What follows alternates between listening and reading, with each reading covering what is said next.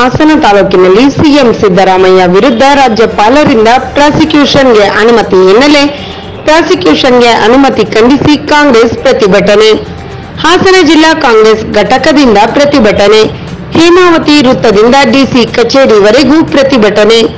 ಶಾಸಕ ಶಿವಲಿಂಗೇಗೌಡ, ಸಂಸದ ಶ್ರೇಯಸ್ ಪಾಟೀಲ್ ಸೇರಿದಂತೆ ಸಾವಿರಾರು ಕಾಂಗ್ರೆಸ್ ಕಾರ್ಯಕರ್ತರಿಂದ ರಾಜ್ಯಪಾಲರ ವಿರುದ್ಧ ಆಕ್ರೋಶ. ರಾಜ್ಯಪಾಲರು ಭಾವಚಿತ್ರಕ್ಕೆ ಚಪ್ಪಲಿಯಿಂದ ಹೊಡೆದು ಆಕ್ರೋಶ. ಕಾರ್ಯಕರ್ತರನ್ನು ನಿಯಂತ್ರಿಸಲು ಪೊಲೀಸರ ಹರಸಾಹಸ.